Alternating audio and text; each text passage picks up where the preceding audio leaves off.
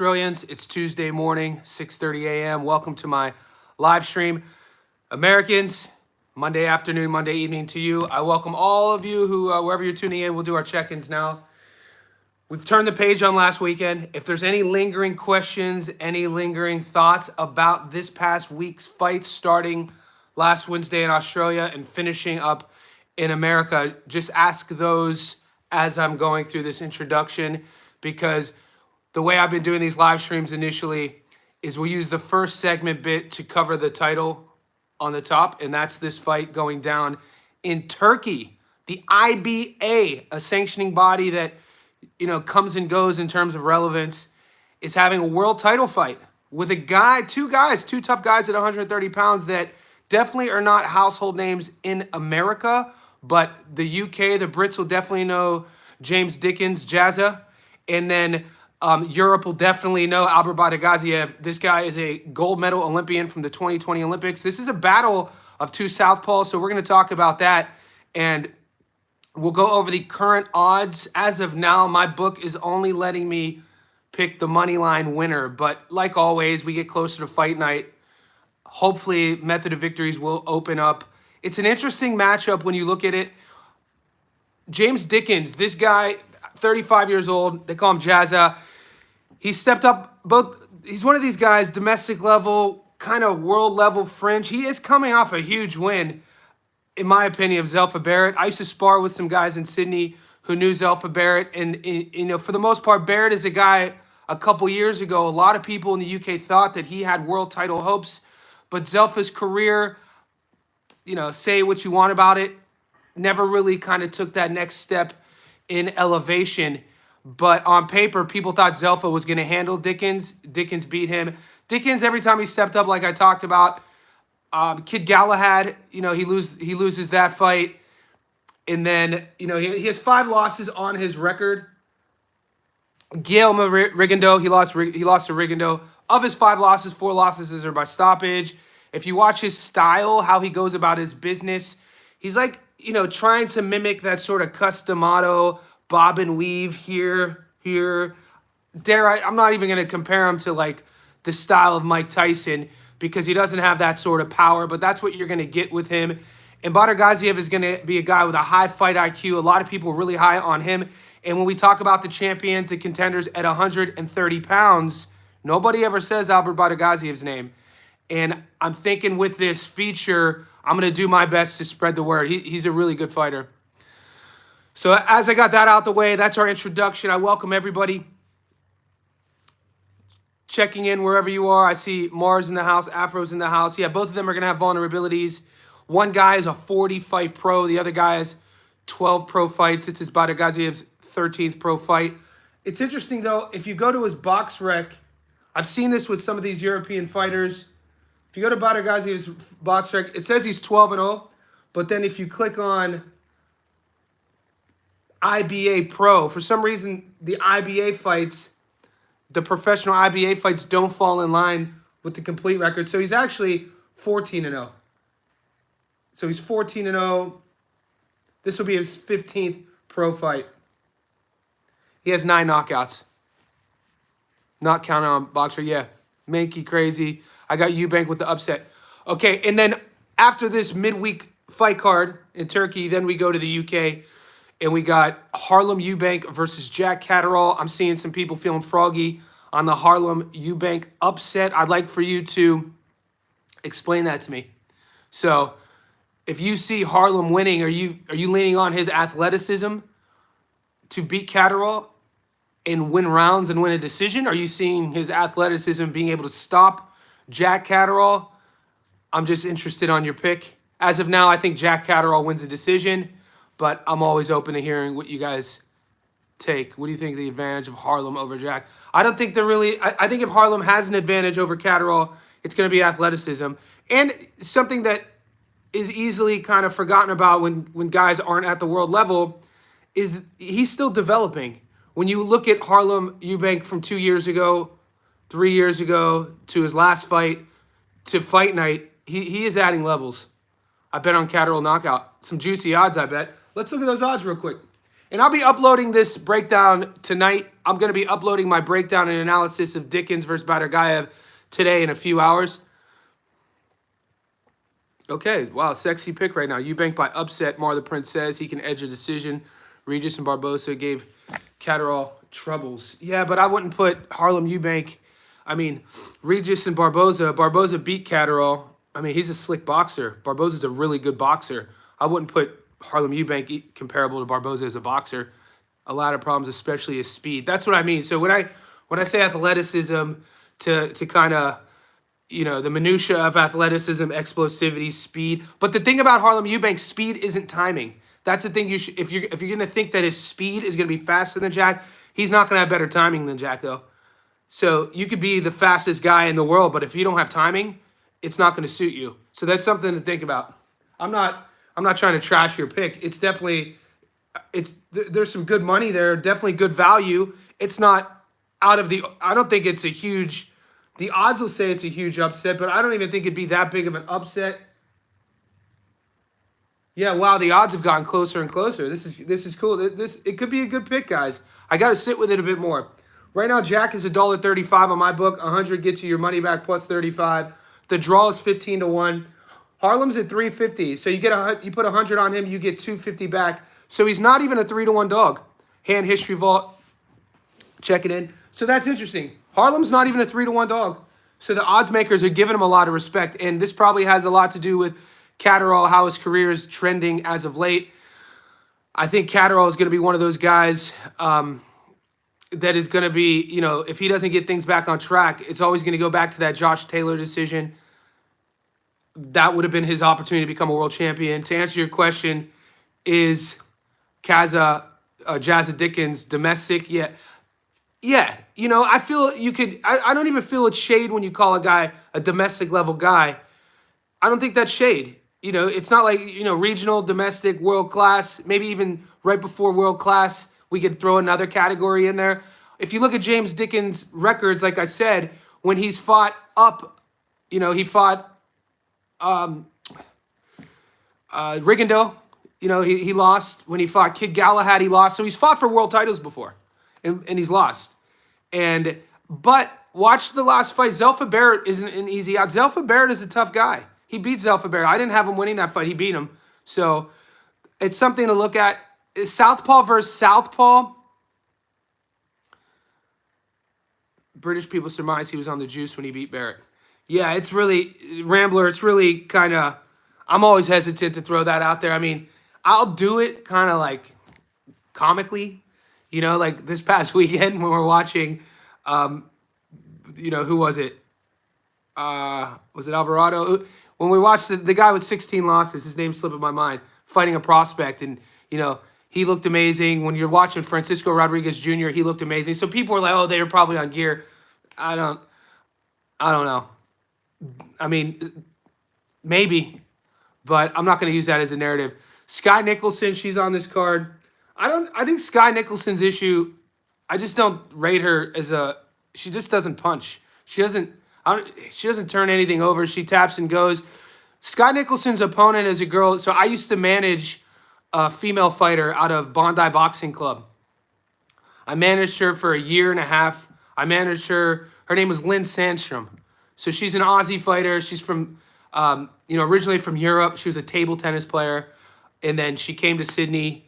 And I was working with a investor. And we were looking in purchasing this gym, actually, this fight gym in Sydney.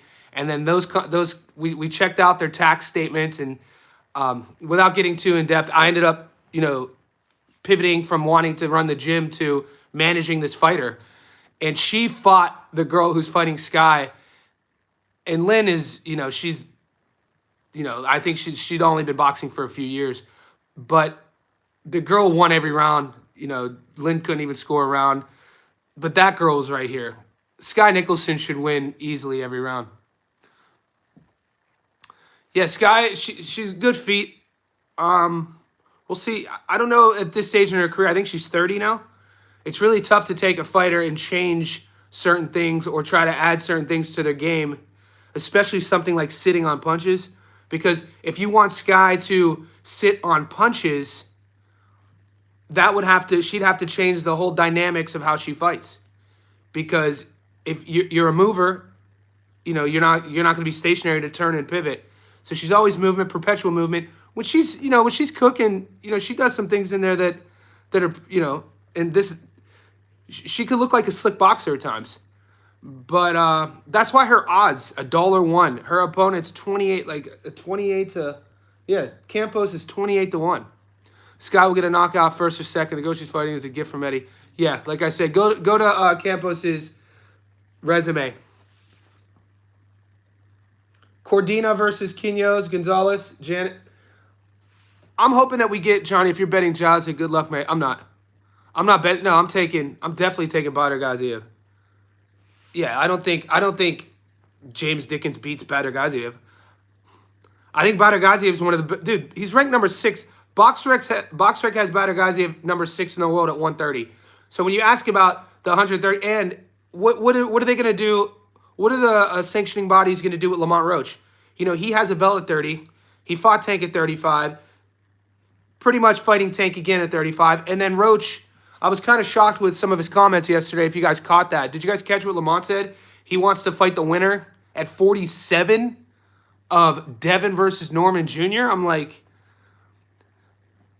what? That's one thing in this modern era of boxing to me that's kind of like, you have a fight right in front of you. You're calling out a potential winner. It's kind of like a clickbait grab. And it's like, come on, mate. I think a lot of Lamont Roach's newer fans are fans of him because of that like workman-like approach he took against Tank. That the best way to get new fans is to perform. And I think the quickest way to lose fans is to kind of talk chat. So we'll see what happens. But yeah, you can look into that. Roach was talking about he wanted the winner of Norman Jr. I'm like, come on, mate. Yeah, he's not. That's what I mean, Afro. That was my point, Afro Jam. He's not coming back to 130. So it's going to be interesting what the sanctioning bodies do with this Batyrgaziev versus Dickens fight. They're marketing it as, like I told you, that sort of IBA world title. But it's one of these blokes probably will get elevated, whoever wins. Yeah, has Sky ever not been? She was I think she was a favorite going into her last fight, which she lost. She's always a huge favorite. It's really tough. I mean, if you're winning money on Sky Nicholson, you'd have to do some sort of unless you pick the upset in her last fight, you'd have to pick, a decision, maybe some punch props. If the betting apps down here don't allow us to look like total punches sort of thing. Over and under TR Brown was heartbreaking. She got in her head. Yeah, this might be controversial. I didn't really I thought that fight was close. I don't know. I think it could have gone. I mean, I know Tiara left with the belt. Kudos to her. But I was kind of shocked that they didn't give that decision to Sky Nicholson. And how her psychology afterwards, if you follow her Instagram and you see what she posts, since that loss, she acts like she got beaten up. She all of her posts sound like a fighter who got stopped or a fighter who got washed. So my point is she's taking it really hard. And I mean, your first pro loss, you lose your belt, that becomes your identity. You know what I'm saying? I totally understand that, but I thought she fought well. I thought maybe I have to watch it again. I thought she fought well enough to win. I was kind of shocked that they didn't give her that. Phil Austin, Australian judge, gave it to Brown. Yeah, Mankey. And so Google a phrase. I learned this when I moved to Australia. It's called tall poppy syndrome. I think they might use it in the UK too. But tall poppy syndrome was explained to me when I moved here in 2013. It's in the Australian culture to where when an Aussie is either in anything, business, sport, anything, your high school art class, whenever there's an Aussie in your group that is kind of raising their game or elevating or progressing, it's normal for the rest of the group to kind of bring you down. And it's not even a conspiracy. It's literally a saying. It's so common in the culture here, it's a saying. So Google tall poppy syndrome. You'll see what I'm talking about. So my point is, Sky doesn't live in Australia. She's born and raised in Australia. She moves to the UK. She comes back to her home to have a fight. And I felt like the judges kind of I was like, what? If anything, whatever happened to home cooking? How are you going to give the belt away to T.R. Brown? I didn't think she took the belt from her. It was that kind of left a weird taste in my mouth. Mar the Prince, hand history vault. Are you talking odds? What are we talking here?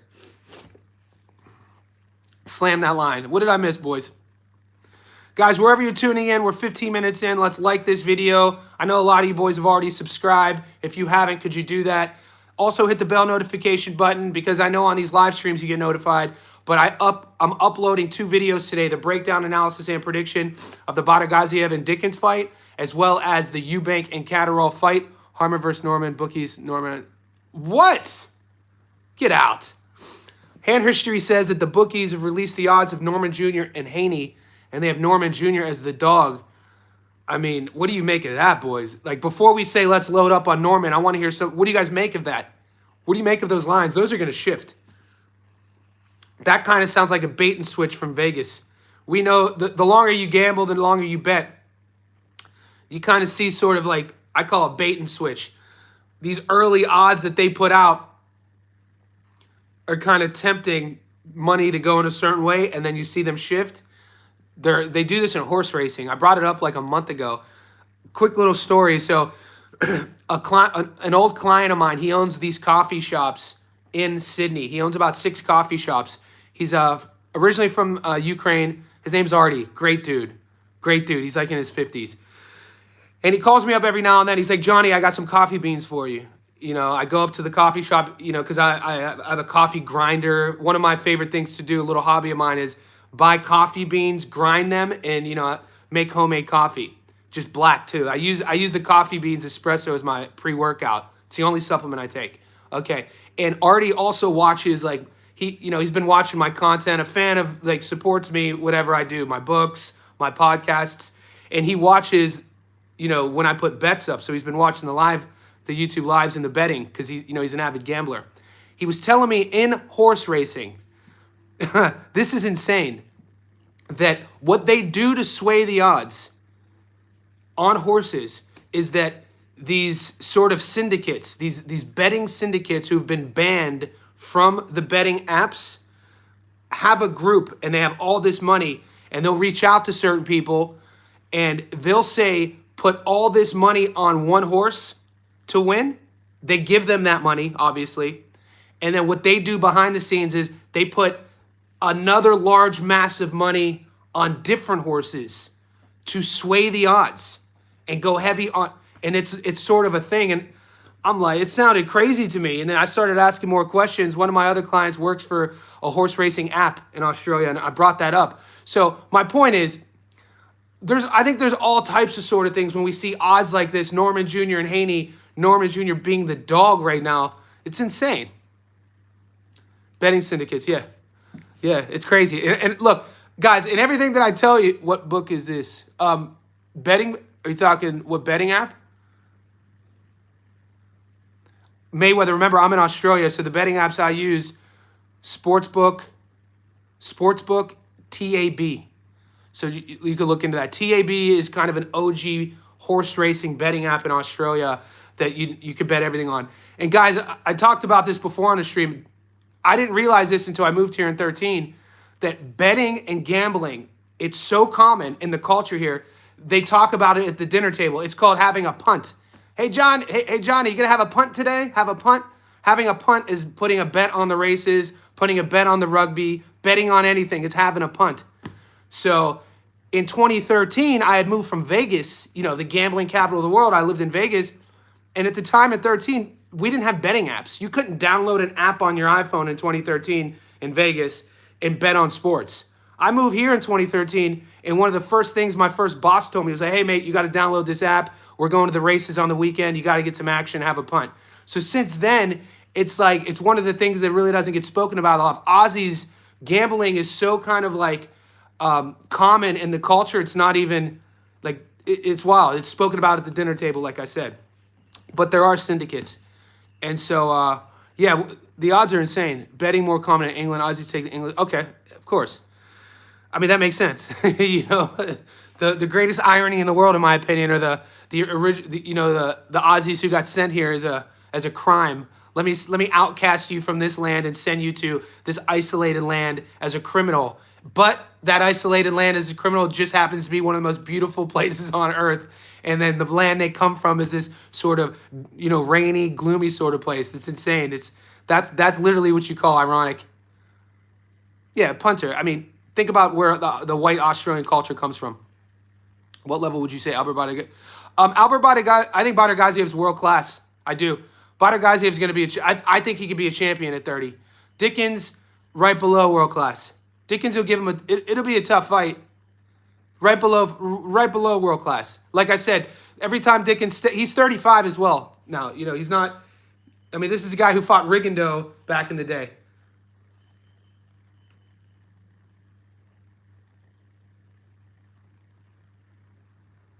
Yeah, he got stopped by Rigondeaux almost 10 years ago.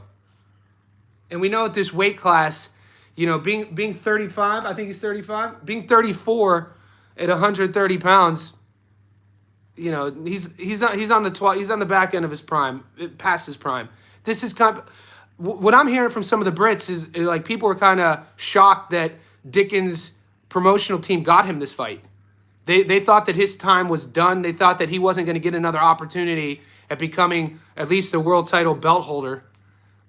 This is the IBA, like I said, but, with Roach, we're going to see probably movements shortly, some decisions to be made about that belt that Roach had being vacant and maybe the winner of this being elevated. We'll see. Who knows? But people were, they didn't think that victory over Zelfa would kind of promote him. But he gets caught. Mason, Noakes, that's a little too wide. I favor Abdullah, but Noakes is...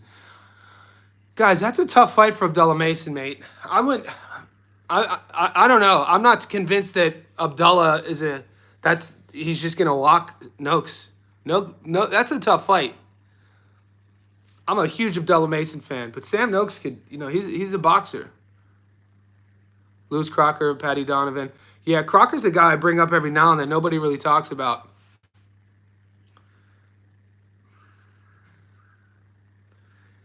Yeah, I think it was 2021 when I was, managing the girl fighter.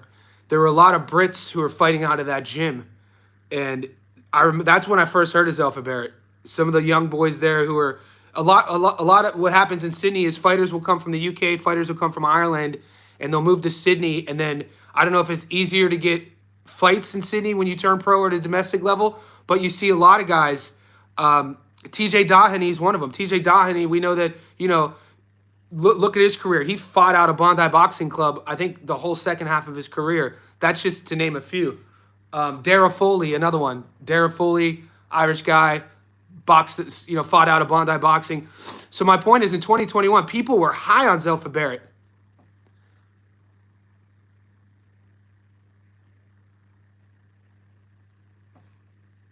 Yeah, Mar the Prince, same. I'm definitely... I don't like thinking too far ahead, and it's not fair for Noakes or Abdullah. But after what we just saw from Floyd, how do you not want to play thought experiment with Floyd Schofield versus Abdullah Mason? Come on. You know what's kind of interesting, and this is me. I'm gonna give Auntie Sco his flowers. It's time for me to give Floyd Schofield Sr. his flowers. Because when you look at, the performance, and I had a lot of hesitation on Floyd Schofield, Kid Austin. And I said he was going to have to prove it to me, and he did. And now when you think about it, that huge win over Tevin, and don't take anything away from Schofield. I don't want you guys, Tevin was washed, he had 8 losses, Tevin, but no. Schofield, it was Schofield who had a great performance. Schofield's only 22. Mason's 21. These guys are the same, and they fought each other in the amateurs. But when you look at Schofield's career and how it's progressed, and, a lot of that has to do with his handlers and Auntie Sco. So, dude, he's got to give him credit on that. The father. Because now it's like...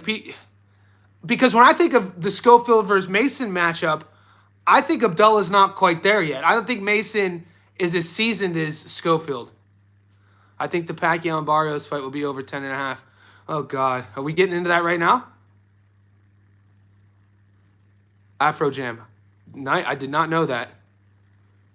Cheeky elbow, I agree. I'm more than Prince. It's Greg Hackett's fault. It's Greg Hackett's fault. Oh yeah, that was the mafia. That was the street gang stuff, the MTK. Afro Jam. It's interesting you say that because our ring at Bondi Boxing Club has the logos of MTK on it. I think MTK Promotions. And wasn't that didn't the guy who used to run that was a street gangster? I don't know much about UK, British sort of street politics, but I forgot about that. So, yeah, there you go. Now, I talked about it yesterday on my live stream. Hats off to Schofield and his pops. It's going to be interesting how they maneuver his career. 22 years old, young. The world's his oyster now. If Pac wins, why does he realistically fight after this? I'm not underestimating Abdullah. I'm a huge Abdullah fan, but I'm just saying when I piece together sort of like where their careers are, obviously, they're not a street gang. Okay, so I don't know. That they also helped Tyson Fury to return. The Kinahan cartel. Yeah, I said I have no idea, so yeah. I remember hearing about this, though, in whispers. I'm sure I could watch a documentary on YouTube about this, the Kinahan cartel. But didn't Paulie Malignaggi use this reference maybe a couple months ago in sort of a reasoning why he was against Turki al-Sheikh and what he's doing? Because I brought up what sports washing was on the live stream last week. Some of you guys didn't know about it. And sports washing is like what and some of you guys had it wrong, by the way. They were like, well, it's what the Americans do with pro sports. Not really. Sports washing is on an international, it's more of a geopolitical sort of movement when a country uses the guise, G-U-I-S-E, of sport and competition to kind of shadow what's really going on within the country or within the political movement of a country. And Saudi Arabia, Turki al-Sheikh, MBS is definitely sports washing. It's what Hitler did with the Germans during the Olympics. But I think Paulie, yeah, okay. Malignaggi brought this up. The one thing you got to say about Paulie, I was a big fan of Paulie's early career as a boxer. I'll never forget the Malignaggi versus Miguel Cotto fight. I think it was on, was it Puerto Rican Day in New York City? Half of the crowd in MSG was Puerto Rican. The other half was Italian. The Magic Man. And Paulie got his ass beat the first 9 rounds. And then the later part of that fight, he started winning rounds. And he lost the fight. I always tell people I've never seen a fighter, a boxer, come into the ring and look as pretty as the fight started and then look unrecognizable after that fight. But Malignaggi, he usually keeps it pretty 100. He usually keeps it pretty 100 when he's talking about what he disagrees with. I'm not talking about fight matchups. Sometimes he has his favorites. I'm talking about the goings-on, the politics of the sport. Yeah, July's crazy. July is a hell of a month for boxing. Yeah, it's insane. We're gonna start building tomorrow our July parlay. But guys, I think it was Goat brought it up yesterday on the live stream. We're gonna build a July parlay, but my issue is on my sports book, they're not giving me any fights past this weekend.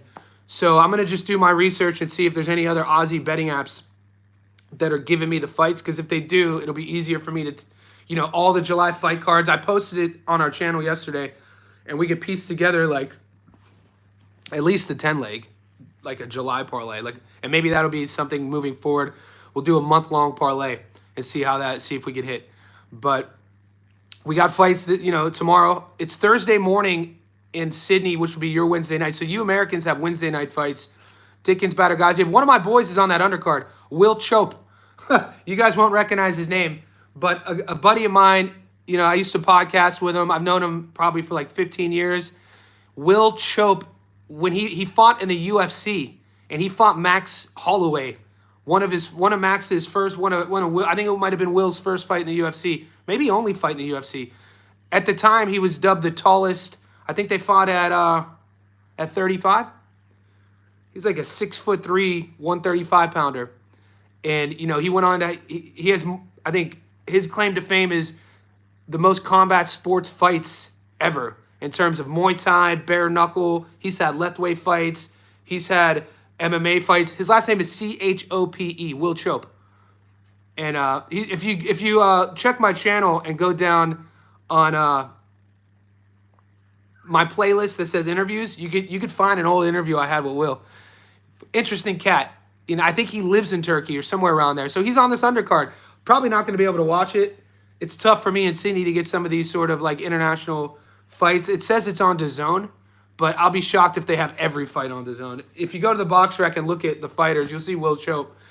Good for him to get a boxing match. But I think he's had 8 pro boxing fights. This is a guy he's fought in the prison. If you guys ever heard of the Thai prison fights? So I tell you guys about Lethwei all the time, only because I traveled with the world champion, Dave Leduc. So Lethwei is a sport dating back 2,000 years. The Burmese will tell you they invented Muay Thai. So the Burmese will tell you that the Thais took Lethwei and they put gloves on it and they removed the headbutt. And then the Thais will say, no, they introduced it. But anyway, I'm doing this documentary, traveling with Dave Leduc from 2019 to 2020. And during that documentary, Dave was training out of Tiger Muay Thai at the time. He's a Canadian-based fighter living in Thailand. What Tiger Muay Thai does, I don't know if they still do it, they do a scholarship sort of reality show. You can watch it on YouTube, to where they bring in fighters from all over the world, and it's a reality show, and whoever wins at the time, you get a scholarship to train a tiger, you live a tiger, you get all the coaching. Leduc wins that. And some great, I mean, there's some, I think, UFC champions have won this. I know Dan the Hangman Hooker might have. Some of the Aussies, some of the Kiwis used to train at Tiger. Shevchenko used to train at Tiger. But Leduc is training there. I think this is 2017. And the Thai government comes to Tiger Muay Thai and they have this meeting and they ask the fighters, does anyone want to take part in this reality show called Prison Fights? And so the premise is you go into one of the Thai prisons and you're fighting either a murderer, rapist, you're fighting a prisoner who has a life sentence. And if they beat you, they get freed. So all the Tiger Muay Thai fighters, nobody wanted to do it. Leduc puts his hand up. So Leduc puts his hand up to do this reality show, Thai prison fights, goes into the Thais are wild, dude.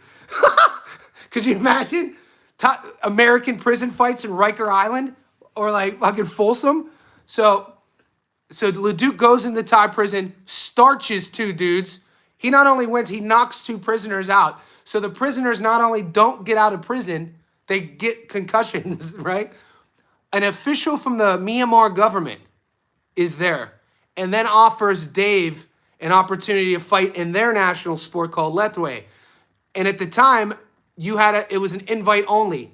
So you had to be invited to go to Burma, Myanmar, Yangon, the capital city, and fight Lethwei. And so at the time, there had never been a Westerner, a white-skinned fighter to become a champion of Lethwei. Some of the rules in Lethwei, guys, bare knuckle, so think Muay Thai, the headbutt is legal, but some of the most interesting things about it is there are no judges. So when you look at a Lethwei's record, a Lethwei fighter, you'll see 5 wins, 1 loss, 38 draws. So you have a draw or a high draw. And the only way to win a Lethwei fight is by knockout. So if you don't knock your opponent out, it's a draw. Also, they have a thing called the resuscitation rule, to where if you and I are fighting in a Lethwei fight and you starch me, you knock me out, my corner has 2 minutes to bring me back to life.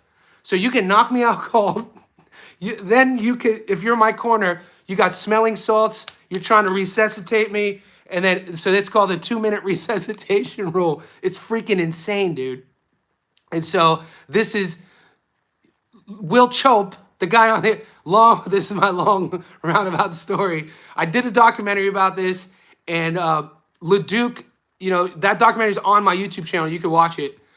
And Will Chope has had Lethwei fights. Not many Westerners have fought in Lethwei just because of the brutality. Could you imagine in the clinch? It changes the whole clinch game of Muay Thai because, normally in the clinch, you do a thing called the plum. In UFC, Anderson Silva used to have a really good plum guard. These are my hands. I'm wrapped around your neck, and I'm bringing my high knees up. In Lethwei, you can't do that because you have to worry about the headbutt. So in Lethwei, you go headbutt, here. So you use this part of the head, the crown that way to headbutt. But it's an insane sport. Will Chope's on the undercard in Turkey. There you go. But anyway, we got a lot. What are you guys thinking of, to continue the chat on? No one brought up Cordina. Are you guys putting action on Cordina? Cordina's fighting Quinhos. There's decent value on it. It's one of the slowest boxing weeks we've had in a while in terms of 2 cards. And are there any other cards in America? There's 0 American cards? None of these, Long Beach fights, OTX, because I don't get news on any of those. I got to leave it up to you boys to let me know if there's fights. Because right now I'm just getting the Sky Nicholson fight, the Cordina fight, and the Catterall fight. And then Wednesday in Turkey, Batyrgaziev versus Dickens. So you're not going to mess with that fight? You're not going to even bet on it? I think the move would be then, Philadelphia did do this. Not sure if it's this kind of, Bernard Hopkins hosted exhibitions. Okay. Versus inmates. I saw the footage of B-Hop sparring in the prisons, but the difference would be if you fought, the difference is you're not a prisoner. You go into the prison, and if the prisoner beats you, they get released in the streets. That's the difference. That's insane. Yeah, so no fights. Okay, so July's huge. July's starting off a bit slow, but I think we're going to be able to work together. I'm going to put together a nice little parlay. I'm waiting to get method of victory on the Batyrgaziev versus Dickens fight.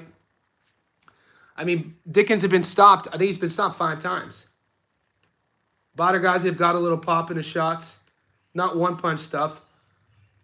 Yeah, I'm definitely going to roll the dice and take Batyrgaziev by stoppage if I could get those odds. I know. Crazy, I know. And that, especially Nicholson. And how much of that is just matchmaking? There used to be prisoners who fought as pros in America in the 70s and early 80s. Yeah. I mean, it kind of goes hand in hand, right? I mean, a lot of, it's well known. Boxing is a sport that saves you from the streets, man. Not everybody has that positive story to tell. What's up, Rich Blackman, checking in? Appreciate you. Always supports the channel. Guys, we're going on 40 minutes here. Wherever you are, could you just like this video? It's all I ask from you. And let me know where your money's at this week. We got the Turkey fights on Wednesday. It's a world title at 130. Go to your BoxRec. Go to BoxRec rankings. Because just yesterday, we talked about the best fighters at 130. We were talking about Navarrete. We were talking about there's Navarrete, Kakachi, Oshaki, Raymond Ford. But Batyrgaziev, he's number 6. He's a guy that a lot of people didn't know about. Plus in the UK, headbutt, stop results in a draw before rounds 5. Yeah, so a lot of the Lethwei spreading to the UK and Europe was because of Leduc. At least in 2019 and 2020, we were part of the seminars that he was doing seminars in Turkey. He would go to Poland. He'd go to the UK. Pro Box odds. I don't have that option, Pro Box odds. I'll check it out. Did Caroline Dubois fight in Lethwei? Dina versus Sharetta Metcalf? Yeah, I'm not getting those odds.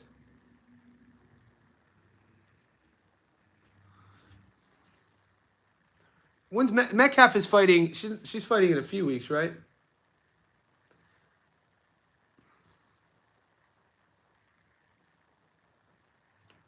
Box, yeah.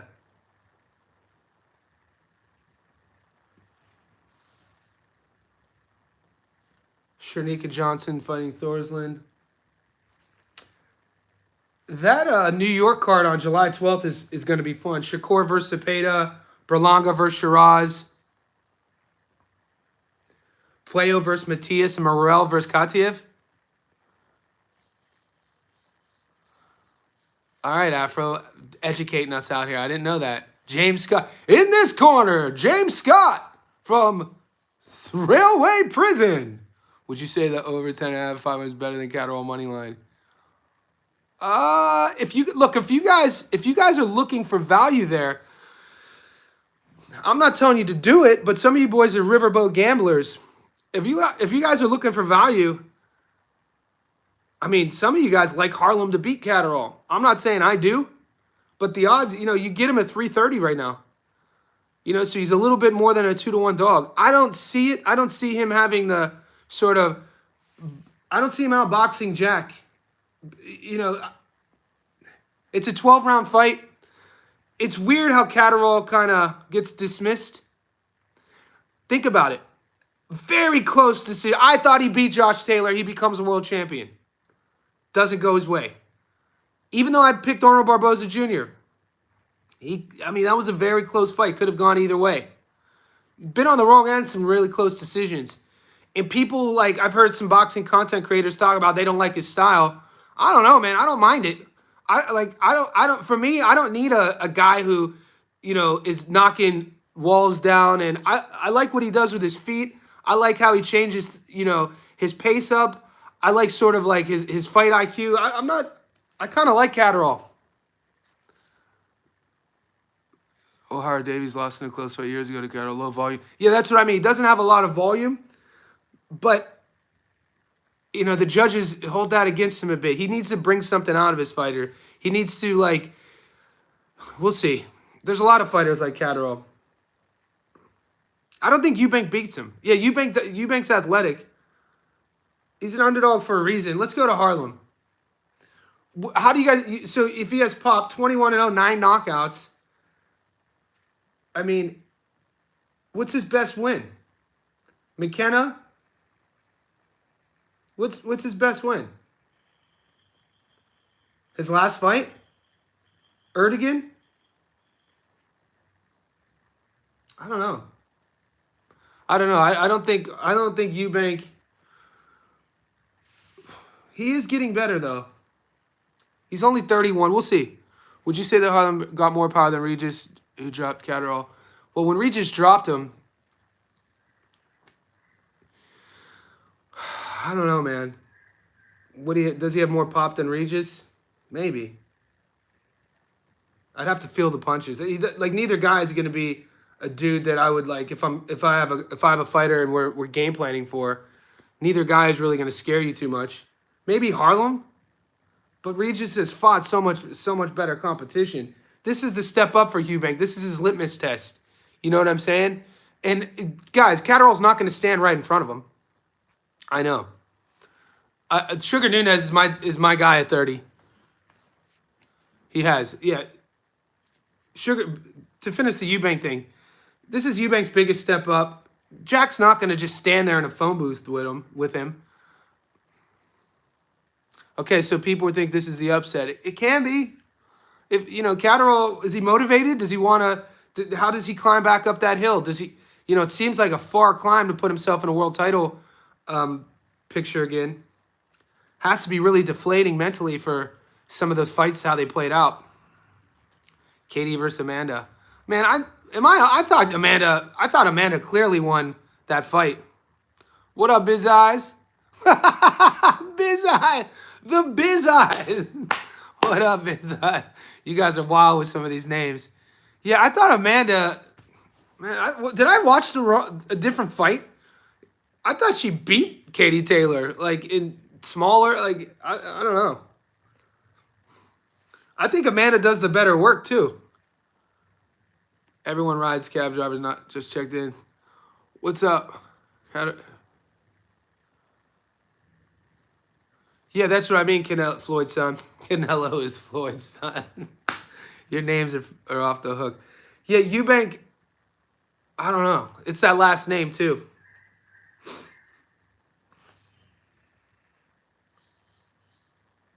He's going to be confident. It's worth the sprinkle. I'm not sprinkling on it because I don't like losing. And I don't see him beating Jack. I don't see him beating Jack. But then again, how motivated is Jack? If anybody, I know some of you boys are from the UK, someone has to know somebody in Jack's camp. That's what I'm looking for. So you guys always email me with some insider info, gambling info. I want to know if anybody has any chat with Catterall's camp because that's going to matter. How motivated is Catterall? Because think about this, guys. Catterall with his style, He's not going to blow you away with anything in terms of volume, one-punch power. You take that with him not being motivated, I could see Harlem upsetting him, but I don't think that it's going to happen. I don't think Catterall seems pretty goddamn professional. You know what I'm saying? He seems like he takes everything. He doesn't seem like a guy that would take a fighter lightly, is my point. He's only 31. I thought he was older. So Catterall and Eubank are the same age. Look who Catterall's fought. Barbosa Jr., Regis, Josh Taylor, Jorge Linares, Dara Foley, Josh Taylor the first time. Beat O'Hara Davies. Who's Harlem fought? Go to Harlem Eubank's resume, guys. I think Catterall's going to prove a point. I'm going to get froggy here. I think Catterall could stop Eubank. 30. I think Catterall could stop Eubank. That's not my official prediction, but stay tuned. Alberto versus Subrio. You guys have been killing me in the comments when I give you my breakdown. Alberto Puello, Subrio Matias. I think that Puello wins almost every round. I do. I don't think Subrio Matias beats Alberto Puello. Alberto Puello is a great boxer. World champion for a reason. Guys, when you're on your world title trajectory, you win close fights. Yeah, but close fight against Sandor Martin. Yeah, true. It was a close fight against Sandor Martin. But he won the fight. Well, exactly. Well, you can't. That's why we're all just giving our opinions, guys. A lot of you guys pick Schofield, but I mean, sticking to the question Matias versus Puello, I'm gonna pick the boxer. What I saw against GAR, and the Matias versus Pero, look who he's fought since then. Kind of I'm not gonna say cab drivers. I think Puello wins a decision. I think he wins an easy decision against Matias, to be honest with you. That's kind of my official prediction. I'm not going to bet on. I don't think Matias beats Puello. Dude, Liam Paro is legit, dude. He's a really good fighter. Yeah, we want to win. Of course. Nobody has a 100% hit rate. And I'm not ever picking a guy because I like them or dislike them. I'm going to give you my reasoning isn't always right. But the one thing that's right about my reasoning is it's my reasoning. You know what I'm saying? I'm not piggybacking on any clickbait article I've read. I'm not guessing on any of the sort of major fights that I break down. It's what I see. I didn't see the Schofield knockout coming. I don't think first round knockout. I did not see that coming. I'm a little late in the live. I just heard you deep diving about Lethwei. Yeah, I was telling them about my documentary. Matias perfect for Puello. Exactly. Exactly. And I don't think Subrio is at the level of. I hate doing boxing maths. Oh God, Jihan 456. I like the Squid Games reference, brother. Puello's a safe bet, but thinking his recent fights have been. Yeah, but the recent fights have been professional title fights. You know what I mean? Kane, I could get down with this chat. Another one you guys burn me for, Berlanga versus Shiraz. I think Berlanga stops Shiraz. I do. I think, and nobody talks about Edgar Berlanga, dude. Berlanga could box, dude. He has good, his hand speed. Shiraz is too choppy in his approach. His defense is leaky. Yes, he's long, but he doesn't fight like it. There's things, just how his offense, his arsenal looks. I can't really put a finger on it, but when he's on the front foot and he's trading, his offense looks, I don't like it. I don't like his offense. I'm not impressed by Shiraz. I thought Adames beat him clearly, and I think Berlanga stops him. I do. That's all I'm going to say. I think Berlanga's hand speed is a level above Shiraz, and I think he has more power. Of course he does. No, Dealhound, I'm going to start, Dealhound, I'm waiting to find if my app gives me all the fights for July, but I'm going to do it. If Matias doesn't headhunt. But Afro, that's like saying if my aunt had a dick, she'd be my uncle. We know what Matias is going to do.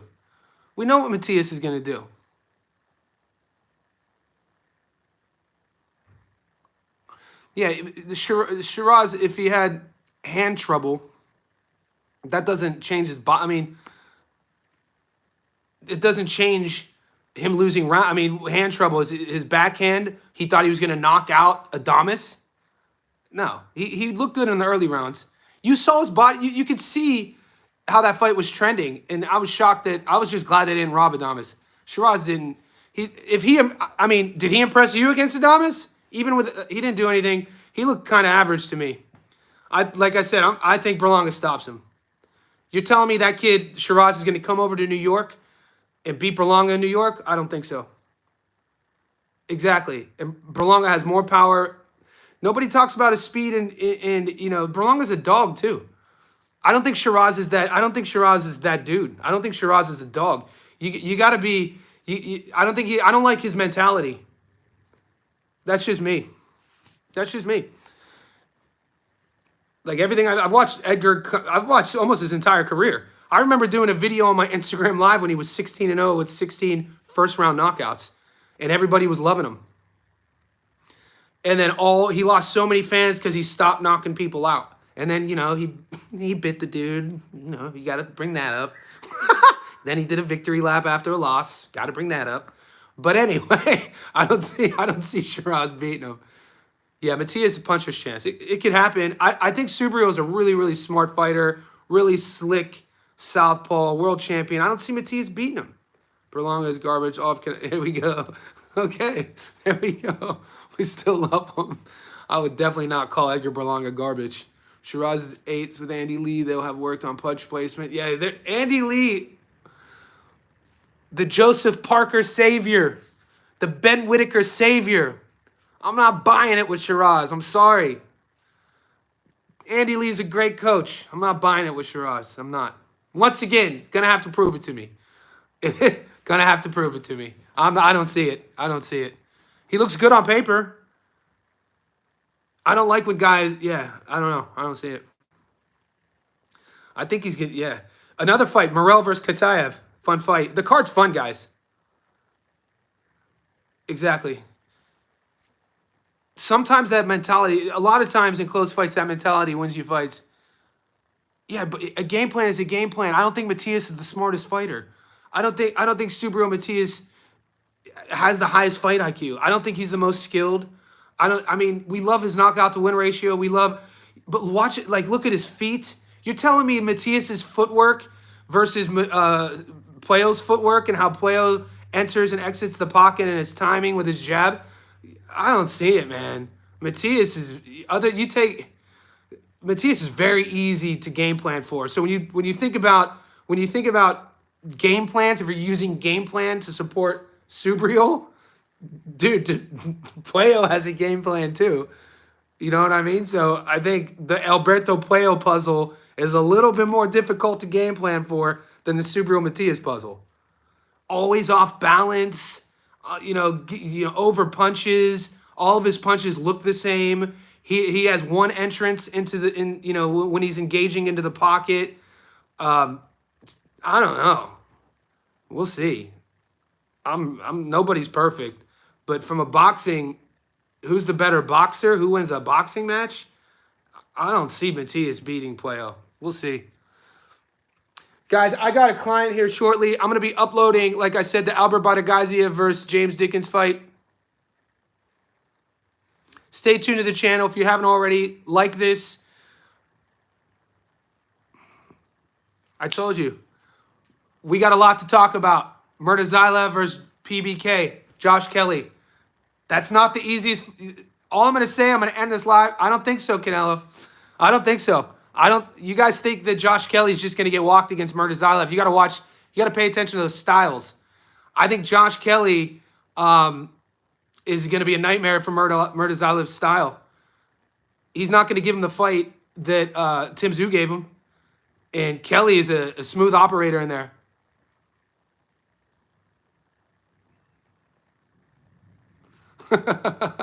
Yeah, there's so much to critique. We have a big month coming up.